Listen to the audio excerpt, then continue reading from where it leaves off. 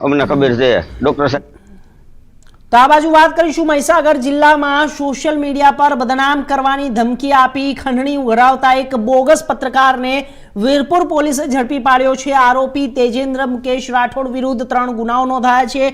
મહીસાગર જિલ્લા પોલીસ વડા સફીન હસન અને નાયબ પોલીસ વડા કમલેશ વસાવા જ્યારે લુણાવાડા વિભાગની સૂચના મુજબ વીરપુર તાલુકામાં છેલ્લા કેટલાક મહિનાઓથી તેજેન્દ્ર રાઠોડ રાજકીય અને પ્રતિષ્ઠિત વ્યક્તિઓને ફોન કરીને ફેસબુક પર પોસ્ટ મૂકી બદનામ કરવાની ધમકીઓ આપતો અને ખંડણી માંગતો। પોલીસ તપાસમાં સામે આવ્યું છે કે તેજેન્દ્ર રાઠોડ પત્રકાર તરીકેની ઓળખ આપીને આગેવાનોને નિશાન બનાવતો હતો। તેણે એક કેસમાં 1 લાખ રૂપિયા અને બીજા કેસમાં 30,000 રૂપિયાની ખંડણી માંગી। વીરપુર પોલીસે ફરિયાદીના આધારે જૂનાગઢથી તેની ધરપકડ કરી છે। આરોપી તેજેન્દ્ર રાઠોડ જ્યારે વીરપુર તલવાડીનો રહેવાસી છે અને મૂળ અમરેલીના બારપરાનો છે। તેની વિરુદ્ધ આઈપીસી કલમ 323, 504, 506 તેમજ બીએનએસ કલમ હેઠળ ગુનાઓ નોંધાયા છે।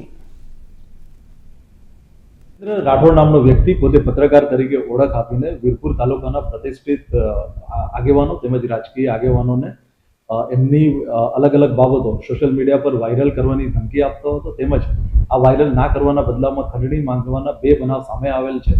પોલીસે એક ગુનામાં 1 લાખ રૂપિયા જેટલી ખંડણી માંગવાનો એફઆઈઆર દાખલ કરી છે તેમજ બીજા એક ગુનામાં 30,000 જેટલી રકમની ખંડણી માંગવાનો ગુનો દાખલ કર્યો છે।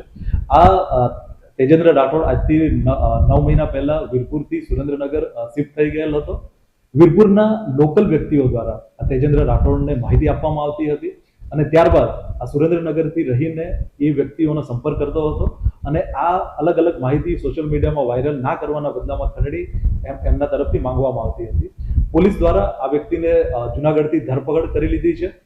આ 2 એફઆઈઆર દાખલ થયા બાદ એક અન્ય ત્રીજો વ્યક્તિ ફરિયાદી પણ સામે આવ્યો છે અને તેની પણ આજરોજ વીરપુર પોલીસ સ્ટેશન ખાતે ફરિયાદ દાખલ કરવાની કાર્યવાહી ચાલુ છે।